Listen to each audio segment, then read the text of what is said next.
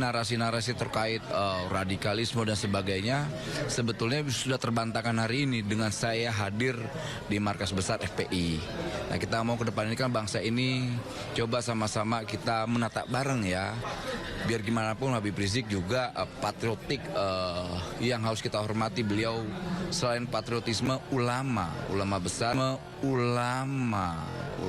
besar yang punya tempat tersendiri lah di masyarakat lah, kayak gitu kira-kira. Instrumen Rizik Syihab untuk membangun imam besar yang menguatkan gerakan-gerakan politik Rizik Syihab yang tidak demokratis dan tidak menerima perbedaan. Tesis dijawab dengan peperangan, tesis dijawab dengan provokasi asah golok. Itu apakah menerima perbedaan? Sangat tidak. Viralnya daripada kunjungan tiba-tiba, yaitu Menteri Wamenaker kepada markasnya Rizik Syihab. Dan setelah kunjungan, tiba-tiba mengeluarkan komentar yang sangat membuat kita tergelitik, saudara sekalian. Yaitu di mana Menteri Wamenaker ini, yaitu Emmanuel Ebenezer ini, mengatakan bahwasanya Rizik Syihab adalah seorang ulama, seorang yang patriotik, dan menerima perbedaan. Dan Rizik Syihab sekali lagi bukan radikal katanya. Nah, ini membuat kita tertawa, yang kita sendiri tahu bahwasanya di dalam rekam jejaknya Rizik Syihab ini bagaimana orangnya, saudara sekalian. Oke, apakah benar Rizik Syihab ini seorang ulama? Mari kita sama-sama simak penjelasan dari Kiai Haji Ubaidillah. Silakan. Apa yang dilakukan oleh Emmanuel Ebenezer dari perspektif silaturahim itu baik. Ya sudah, pokoknya silaturahim itu baik. Kita tidak memungkiri itu. Karena itu perintah dari agama Islam, agama yang saya cintai, agama yang saya yakini, yang dibawa oleh kekasih kita semua, umat Islam, yaitu Nabi Mustafa Muhammad Sallallahu Alaihi Wasallam. Bahkan dalam sebuah hadis muttafaqun alaih diriwayatkan oleh Imam Bukhari juga Imam Muslim, hadis riwayat Imam Anas bin Malik, anna Rasulullah sallallahu alaihi wasallam qala man sa'ala ayyub satalahu fi rizqihi wa yunsa'alahu fi atharihi fal yasil rahimahu. Bisa jadi silaturahim itu yang bisa mendatangkan rezeki yang banyak, bermanfaat dan berkah. Tentu secara proporsional dalam melakukan relasi bisnis atau usaha pengembangan atau peluang-peluang yang bisa mendatangkan rezeki penuh berkah. Juga bisa memperpanjang usia. Tentu kalau dihitung dari deret tambahnya waktu kita melalui perjalanan kita, itu secara mendasar sebenarnya telah menunjukkan berkurangnya usia kita. Usia kita itu kan sudah dijatah oleh Allah. Hidup sampai 75 tahun, atau 80 tahun, atau 90 tahun, atau 100 tahun. Nah, dari jatah ini semakin berkembangnya waktu yang kita lalui, berarti kita telah mengurangi jatah usia yang telah diberikan oleh Allah kepada kita. Dan kegelisahan itu menyebabkan psikologi seseorang ingin lebih cepat melewati hidup ini.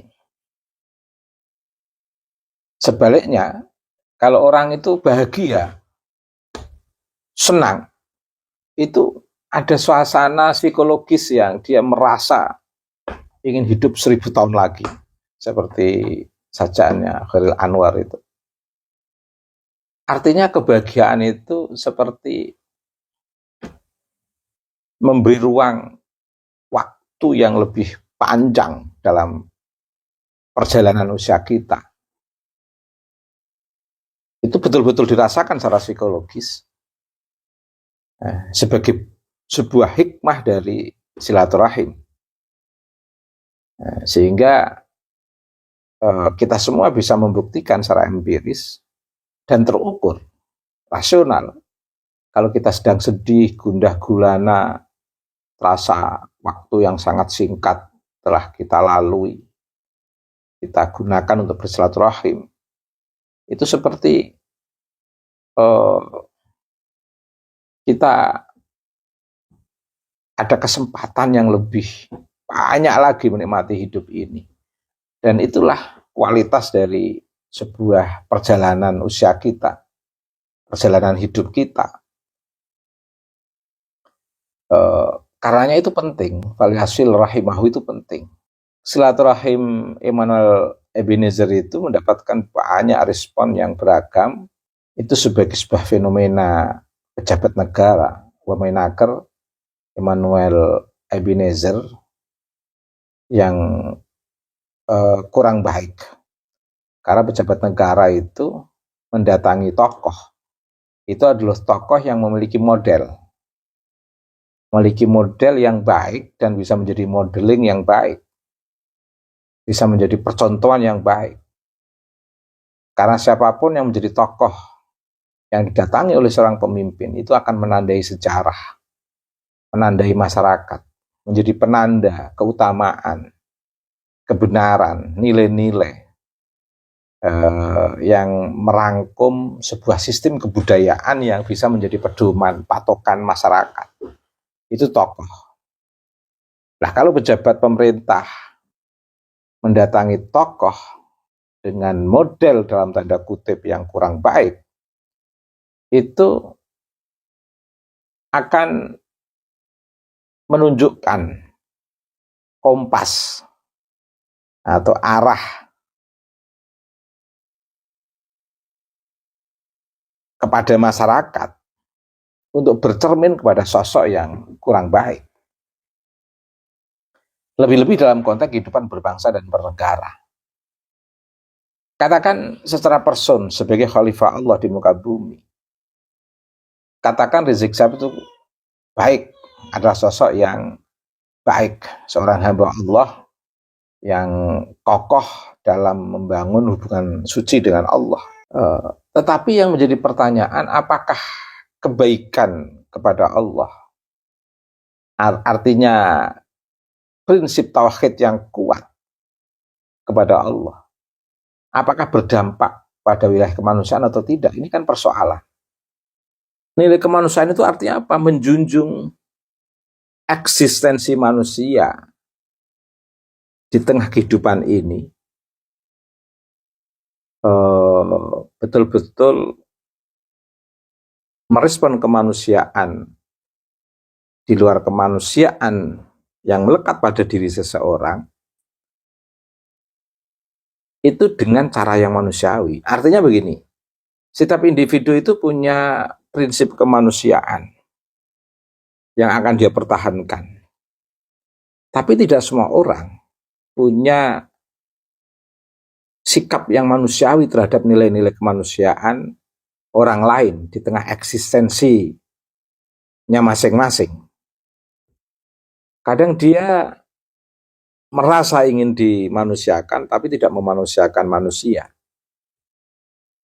Dia ingin dihormati tapi tidak menghormati orang lain. Ini artinya apa?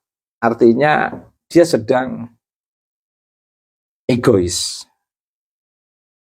Ingin junjung kemanusiaannya, eksistensinya sebagai manusia, tapi melemahkan, merendahkan, menghinakan eksistensi kemanusiaan pihak yang lain. Dan ini terukur, nampak dari nilai-nilai kehidupan, nampak dari kehidupannya di tengah masyarakat. Sekarang begini, Immanuel Ebenezer, oke, tadi tidak kita persoalkan dalam konteks alasan dia datang di Rizik Syihab adalah untuk silaturahim. Kita tidak mempermasalahkan itu. Meskipun menjadi persoalan ketika kedatangannya itu sebagai pejabat negara yang harus menjadi contoh warga negara untuk berdiplomasi dengan siapa-siapa saja yang menjunjung tinggi sikap kewarganegaraannya terhadap kehidupan berbangsa dan bernegara. Kalau yang dikunjungi ternyata kontra terhadap nilai-nilai kebangsaan dan kenegaraan, bagaimana mungkin itu harus dikunjungi oleh seorang pejabat yang notabene bertanggung jawab dalam memimpin umat. Harus dengan siapa umat ini mencontoh. Kalau pejabatnya secara simbolik mendatangi tokoh yang tidak bisa menjadi model masyarakat, ini akan problem bagi masyarakat. Bagaimana dengan peran berbangsa dan bernegara Rizik Syihab sebagaimana yang dikatakan oleh Immanuel Ebenezer? Setidaknya ada 5 istilah. Mas Immanuel Ebenezer menyebut bahwa Rizik Syihab adalah sosok yang demokratis. Lupa Mas Immanuel Ebenezer, apa itu makna demokratis? Dan ini bertentangan sekali dengan semangat khilafah yang betul-betul mendapatkan dukungan kuat dari Rizik Syihab. Bahkan Rizik Syihab dari sikapnya itu betul-betul menolak sistem demokrasi, karena itu adalah produk barat yang dianggap produk manusia yang bertentangan dengan hukum-hukum Allah. Sistem demokrasi adalah bagian daripada bentuk hasil produk pemikiran liberal manusia dalam kehidupan berbangsa dan bernegara yang dianggap oleh Rizik Syihab bertentangan dengan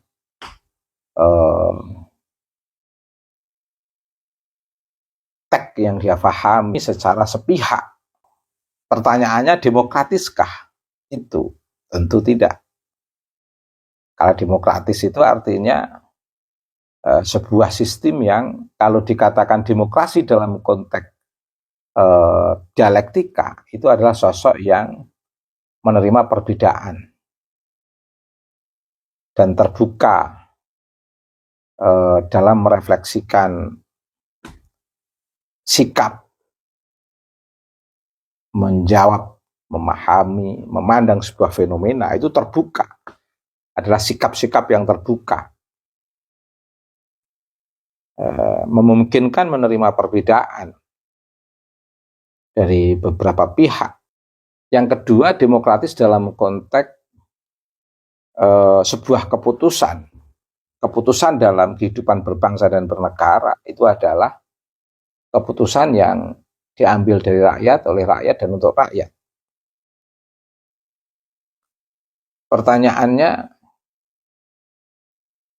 bagaimana pemahaman Rizik Syihab terhadap konsep demokrasi dalam konteks kehidupan berbangsa dan bernegara? Sudahkah dari rakyat, oleh rakyat, dan untuk rakyat? Bukankah untuk golongannya sendiri, kelompoknya sendiri, klannya sendiri, yang sekarang ini telah membuat pirang dan marahnya Rizik Syihab karena ada kelompok yang mencoba membuka kedok tentang kenasaban dari klan Rizik Syihab yang diintisabkan kepada Nabi Muhammad SAW dan bikin ramai sekarang ini. Kalau Rizik Syihab seorang demokratis, tentu akan menjawab tesis dengan cara yang demokratis. Tesis dijawab dengan tesis, ilmu dijawab dengan ilmu. Apakah Rizik Syihab demokratis? Saya kira tidak. Karena merespon tesis dengan cara marah, emosi, memprovokasi.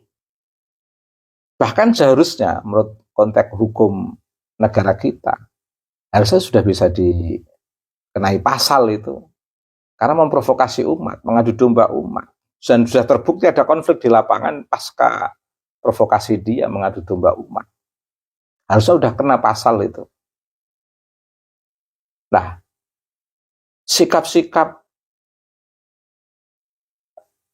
yang penuh emosi, tesis dijawab dengan provokasi dan framing, mengarah kepada kerasan, asah golok, perang, dan lain sebagainya. Pertanyaannya, demokratiskah ini? Tentu ini pertanyaan bil khusus untuk yang mengatakan bahwa Rizik Syihab itu demokratis, yaitu Mas Immanuel Ebenezer. Yang kedua, Mas Immanuel Ebenezer juga mengatakan sosok Rizik Syihab adalah sosok yang patriotik. Patriotik itu kan sosok yang memiliki nilai kepahlawanan, penuh tanggung jawab, tidak adu domba, berkorban, bukan mengorbankan orang lain. Mas Immanuel Ebenezer kelihatannya lupa kasus KM 50. Kalau Rizik Syihab adalah sosok yang patriotik, tentu dia yang akan menghadapi polisi. Kalau itu memang ada permasalahan dengan kepolisian, berhenti saja. Kenapa harus takut?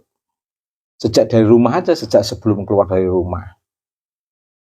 Tahu kalau ada yang ngikutin, berhenti aja, ditemui aja yang ngikutin. Jangan kemudian melepaskan anak buah untuk perang dengan kepolisian. Kalau memang peristiwa peperangan itu terjadi, saya sendiri nggak tahu. Tapi paling tidak telah diberitakan bahwa di situ ada baku tembak antara pengawal Rizik Syihab dengan pihak kepolisian. Duduk persoalannya wallahu a'lam. Tapi paling tidak di situ ada korban yang notabene orang yang dianggap mengawal Rizik Syihab. Kenapa nggak diselesaikan secara patriotik sebagai sebuah resolusi yang tidak mengorbankan nyawa manusia? Meskipun kematian anak-anak muda yang mengawal Rizik Syihab itu tidak ada hubungannya dengan Rizik Syihab secara langsung, mungkin karena hasil dari baku tembak itu. Tapi peristiwa itu kan dalam suasana mengawal Rizik Syihab. Mengapa Rizik Syihab tidak punya inisiatif untuk menghentikan itu secara patriotik? Biar bagaimana itu tidak terjadi. Fenomena ini kan menunjukkan Rizik Syihab itu bukan sosok yang patriotik. Patriotik, Gus Dur itu patriotik. Ribuan orang siap mati untuk membela Gus Dur. Tapi Gus Dur menghadapi sendiri dan menyuruh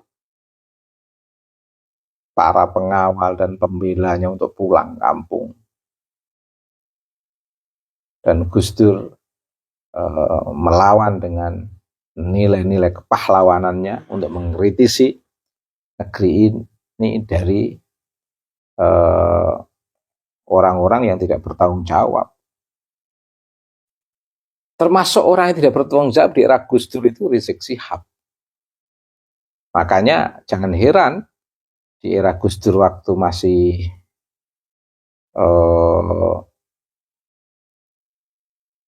dalam kiprah-kiprahnya, beliau pernah menegaskan, tangkap itu Rizik Syihab, lagi-lagi dia. Karena memang Rizik Syihab tidak ada nilai patriotiknya, selalu berkedok di balik para jamaah itu untuk mengguncang kepemimpinan yang sah. Pertanyaannya, patriotikkah Rizik Syihab membuat provokasi tapi tidak bertanggung jawab? Ini tentu pertanyaan eh, yang punya kewajiban menjawab ini itu Mas Immanuel Ebenezer ini. Yang ketiga, dia mengatakan bahwa Rizik Syihab itu adalah sosok yang memiliki perspektif bahwa perbedaan itu adalah biasa. Semua orang tahu Rizik Syihab itu tidak bisa menerima perbedaan.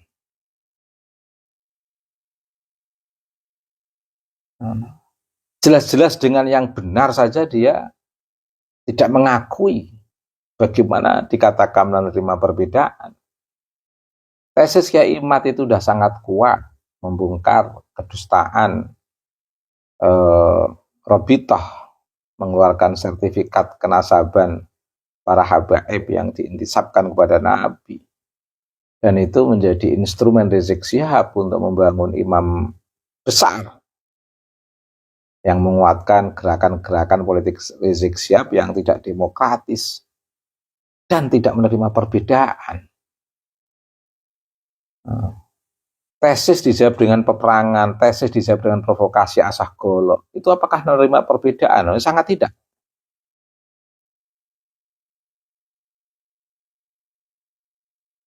Tentu ini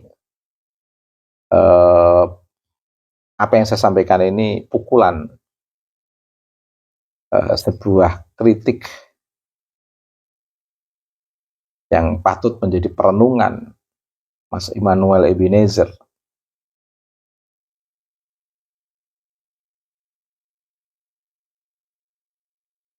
Bahkan Mas Immanuel Ebenezer mengatakan tidak percaya kalau Rizik Syihab itu radikal. Bahkan dia menegaskan yang mengatakan Rizik Syihab itu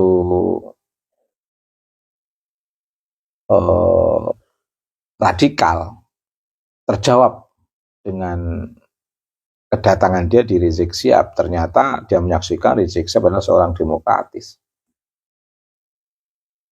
Orang yang baik itu seradikal apapun, kalau didatangi tamu ya pasti hormat lah, sama masih normal ya.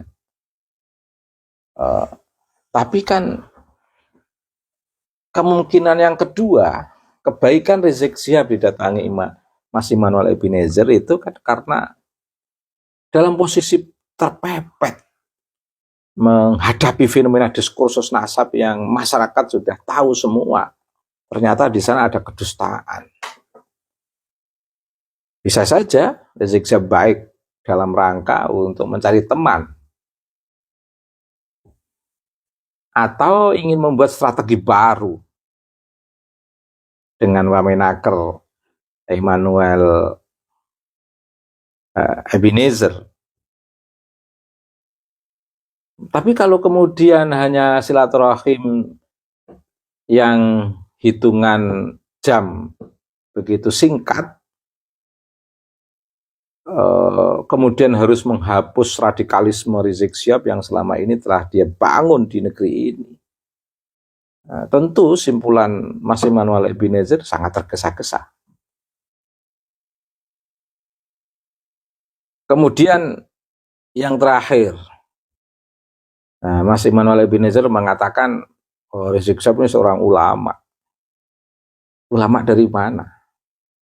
Ukuran ulama itu tentu harus dimulai dari ilmu dasar, kemampuan dalam memahami riwayah, baik dari Quran, hadis,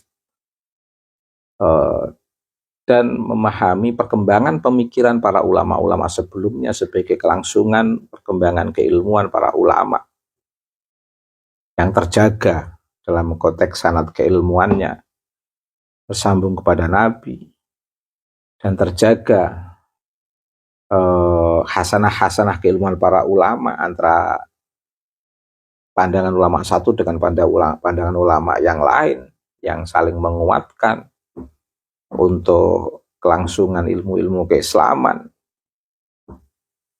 Dan itu harus diawali dari kemampuan membaca kitab, memahami aturos, Nah, tapi ini kan dasar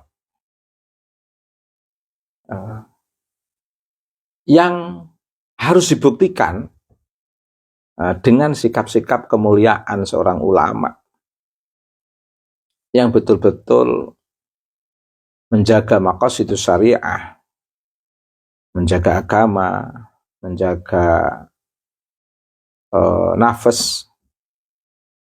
Gimana dikatakan ulama, dia sangat tidak menghargai jiwa manusia secara fisik maupun manusia secara psikis yang di luar kelompoknya. Dia hanya menghargai orang-orang yang bisa dipermainkan, yang menguatkan gerakan-gerakan imamahnya di FPI. Sementara di luar FPI dianggap berbeda, dan perbedaan itu dianggap sebagai sebuah pertentangan yang begitu dia respon secara emosional. Bagaimana kasus membaca Al-Quran dengan lagam Jawa, emosinya yang membara? Bagaimana dengan sikap-sikap Gus Dur? Bahkan pernah mengajak mubalah Gus Dur. Cacian dia pada Gus Dur kan cacian yang tidak manusiawi, tidak menghargai Gus Dur sebagai khalifah Allah, sebagai hamba Allah yang penuh eksistensi, baik secara fisik maupun secara psikis. Dia sangat mencaci, tidak menghargai kemanusiaan, tidak menghargai jiwa dalam konteks fisik maupun dalam konteks psikis dari seorang manusia. Ulamakah itu? Ya bukan. Rizik Syihab bukan ulama. Menghargai akal, mempotensikan akal. Tesis itu bagian daripada produk akal yang didasarkan kepada konsep atau teori-teori yang bisa diterima baik dari sisi kajian naturos maupun dari nalar empiris atau hal-hal yang historis. Tapi Gus Dur Rizik Syihab tidak memahami arti pentingnya kerja nalar dalam membuat tesis yang dibuat oleh Kiai Imam. Nah, justru tesis dia jawab dengan emosi. Menjaga nalarkah itu? Tidak. Bahkan banyak orang-orang yang dipermainkan nalarnya, seolah-olah para pengikutnya itu tidak ada ruang dan kesempatan untuk berpikir. Semua yang dikatakan Rizik Syihab itu adalah benar. Tidak ada kompromi di sana, tidak ada dialektika di sana. Ulamakah itu? Bukan. Menjaga harta, ya mungkin standar lah, masih bisa dipahami. Kemudian menjaga harkat dan martabat umat manusia. Dia itu sangat tajam dalam membela kelompoknya, harkat martabat kelompoknya. Bagaimana dia semangat membela para pemuda yang meninggal di KM 50. Tapi tidak semangat dalam menjaga potensi generasi-generasi muda yang cerdas, secara universal, tidak hanya untuk kelompoknya sendiri. Jadi ulama itu yang paling sederhana, memandang manusia itu dengan ainur rahmah, memandang alam ini dengan perspektif relasi suci kosmologis. Kalau relasi Rizik Syihab dengan Allah standar, hampir semua manusia pasti baik dengan Allah, lawang seorang hamba, itu fitrah. Tapi nanti kan ketauhidan itu akan diuji, akan divalidasi dengan relasinya dengan manusia. Kekuatan tauhid seseorang itu akan berdampak kepada nilai kemanusiaan seseorang. Kalau orang dikatakan tauhidnya kuat, tapi nilai kemanusiaannya rendah, itu sebenarnya rendah nilai ketauhidannya. Ada nilai-nilai kemanusiaan yang sangat tidak dihargai oleh Rizik Syihab, bahkan merendahkan. Ya contoh yang paling spektakuler, keberanian Rizik Syihab merendahkan Gus Dur, tercatat tebal-tebal dan tersiar di sosial media itu. Sikap Rizik seperti ini apakah dikatakan sebagai seorang ulama? Tidak. Tapi dia bisa baca kitab? Bisa. Tapi isi kitab bagaimana? Apakah dia rasakan untuk menguatkan pikiran dan tindakannya secara adil sesuai dengan perilaku, pandangan dan tindakan seorang ulama? Tidak. Mengadu domba, mengancam. Apakah itu seorang ulama? Tidak. Provokasi, apakah itu seorang ulama? Tidak. Nah ini standar ulama yang secara minimal lah perlu dipahami oleh Mas Immanuel Ebenezer. Saya kira ini catatan saya dari silaturahim Mas Immanuel Ebenezer. Semoga bermanfaat untuk membuka hasanah dalam konteks kehidupan kita, relasinya dengan Allah, relasinya dengan umat manusia, relasinya dalam konteks lingkungan hidup, dalam ruang kehidupan berbangsa dan bernegara. Semoga bermanfaat. Subhanakallahumma wa bihamdika mil'al mizan wa muntahal ilmi wa mablaghar ridha wa zinatal arsy. Asyhadu an la ilaha illa anta astaghfiruka wa atubu ilaika. Wassallallahu ala sayyidina Muhammadin wa ala alihi wa sahbihi wa baraka wa sallama. Walhamdulillahi rabbil alamin.